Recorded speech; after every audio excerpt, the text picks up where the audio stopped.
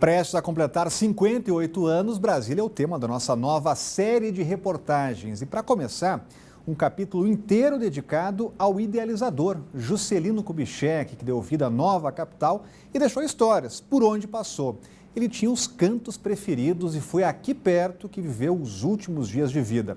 Acompanhe agora essa aventura de Camila Lopes pelos caminhos de JK.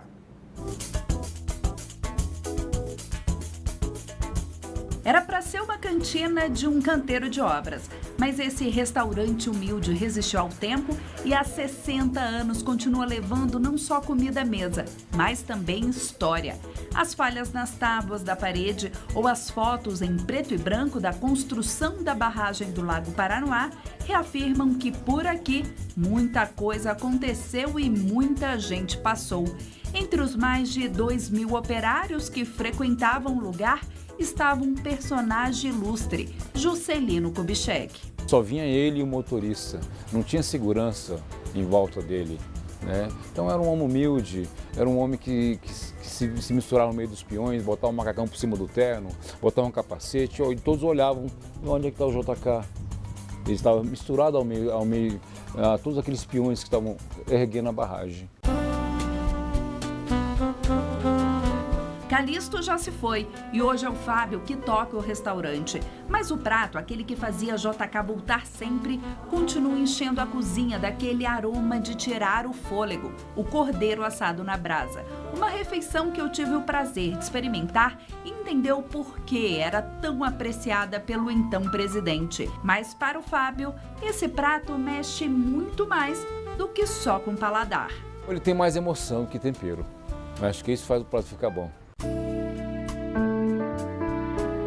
E por aqui, se não se muda o cardápio, também não se altera o cenário, porque se não tem cliente reclamando. Muitos clientes que são fiéis ao local não deixam de frequentar esse espaço justamente de manter a originalidade do local. Vem aqui justamente para ver isso aqui, o piso queimado, a parede de madeira, essas cadeiras rústicas, tantas mesas, ponta de agulha, né, ou palito que falam, né? Então eles querem ver isso aqui e assim vai passando de pai para filho, de filho para neto, geração em geração. E a vida de Juscelino depois da construção de Brasília ultrapassou as linhas do Distrito Federal. Ela também tem capítulos em uma fazendinha a 80 quilômetros da capital. E mais parece aquela música de Zé Geraldo, Cidadão, em que o homem construiu, mas não podia entrar em lugar nenhum. Foi exatamente isso que aconteceu com Juscelino Kubitschek. Ele que idealizou, sonhou e construiu Brasília, não podia mais pisar na capital do país. E foi aqui, em meio à natureza, que ele se refugiou junto com a família e viveu os 2 últimos anos de vida. E pra aumentar o meu tédio, eu nem posso olhar pro prédio que eu ajudei a fazer. Ele veio para descer em Brasília, né, estava de avião, e não deixaram descer quando ficaram sabendo que era o ex-presidente que estava a bordo. Mandaram que ele voltasse e descesse em Lusiânia, que até hoje é o aeroporto rural de Brasília. Tá? E aí ele fica sabendo dessa fazenda e já tinha esse sonho de ser fazendeiro no Planalto Central. E aí ele compra a fazenda e começa. Para viver esse sonho, o JK contou com a ajuda de grandes amigos, entre eles Oscar Niemeyer. O mesmo que deu forma a Brasília criou uma casa em uma zona rural para o amigo que não tinha condições de arcar com os custos. Os amigos se reuniram e cada um foi doando a sua parte para que pudesse fazer uma casa para ele ser fazendeiro no Planalto Central, que era o sonho dele, provar, ainda deixar esse último legado para o Brasil, provando que o Cerrado era viável. Hoje a casa está aos cuidados da família Servo, que se empenha para deixar tudo como era nos tempos de JK. Aqui, desde os móveis até as panelas, foram da família do presidente. E por mais que hoje sirva também de morada para os Servo, tudo aqui requer bastante cuidado. A pessoa, para vir trabalhar aqui, ela tem que ser preparada antes, receber essa aula de história, para ela poder, assim, saber onde é que ela está, o que está se passando, tá? Então, cozinhar aqui cozinha-se normal. Então, a gente acaba acostumando a ter esse cuidado, o que não pode quebrar, que não pode puxar com força.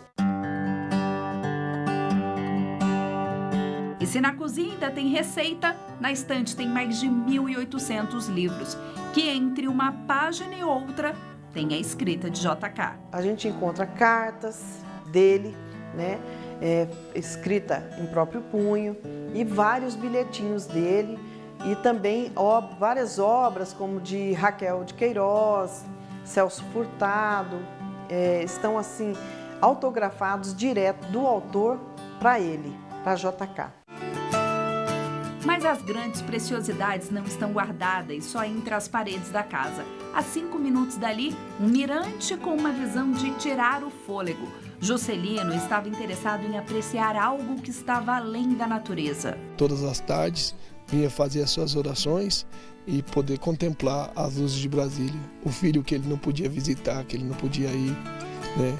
Juscelino tinha Brasília como um filho. E não pisar em Brasília era uma tristeza muito grande. E aqui dá para entender o quanto era mais fácil encontrar um ponto em que Brasília e Deus se encontram.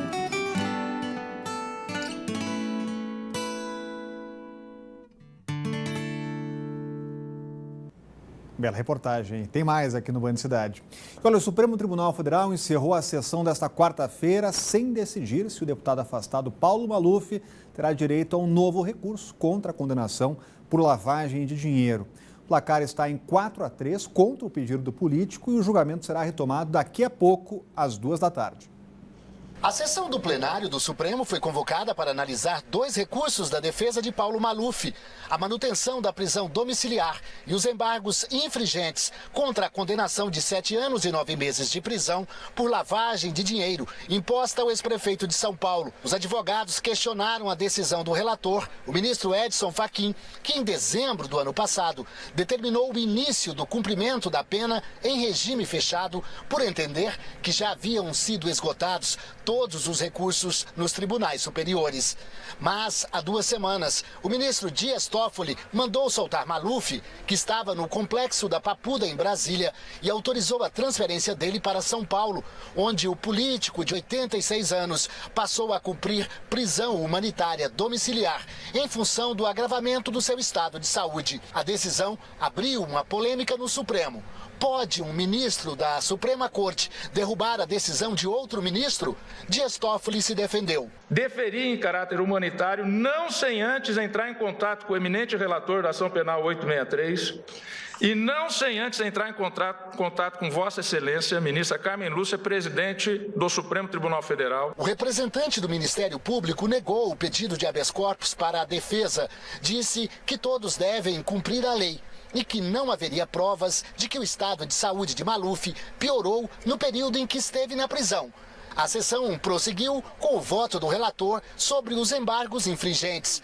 Edson Fachin negou o pedido da defesa, que questionou a condenação imposta pela primeira turma do STF, porque a decisão não foi unânime. Na volta do intervalo, o ministro Dias Toffoli votou contra o entendimento do relator e aceitou o recurso da defesa contra a decisão que condenou Maluf. E foi além. Ele se posicionou a favor da liberdade do deputado afastado até o julgamento dos embargos. A sessão foi suspensa quando o placar estava 4-3 pela rejeição dos embargos. O julgamento será retomado nesta quinta-feira e, caso a maioria do plenário aceite o pedido da defesa de Maluf, o ex-prefeito poderá ficar em liberdade até a análise final do recurso, o que derrubaria a votação do habeas corpus.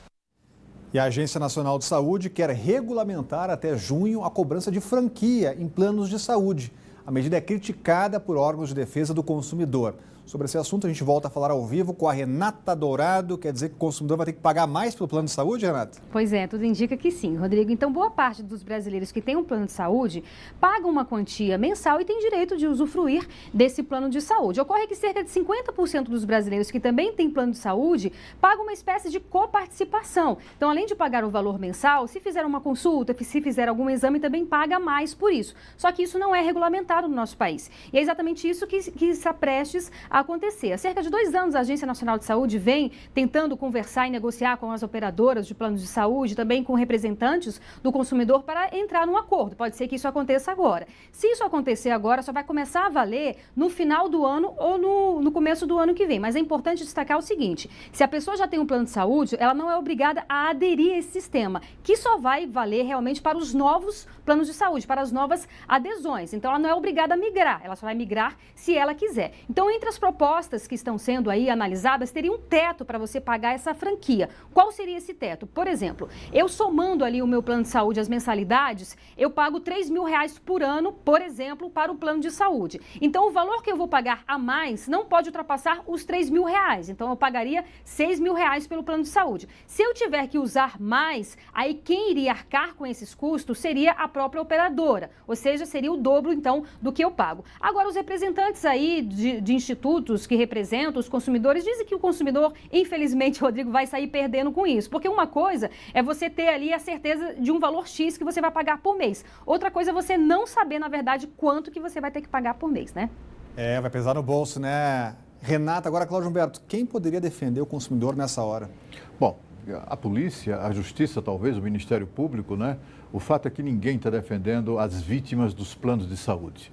Essa trama da Agência Nacional de Saúde, isso é uma trama, é contra sempre, como sempre, é contra o consumidor, o cliente, e favorável, em favor do aumento dos lucros das operadoras dos planos de saúde. Até parece que aquela gente que trabalha na Agência Nacional de Saúde Suplementar não são pessoas, são robôs. Ou se são pessoas, não tem pai, não tem mãe, não tem avô, não tem avó, são pessoas absolutamente insensíveis em relação a isso, né? Ao drama dos brasileiros que que são expulsos, digamos assim, do SUS, que não consegue atender a todos, e caem nas garras de empresas inescrupulosas, absolutamente inescrupulosas, que dominam esse mercado.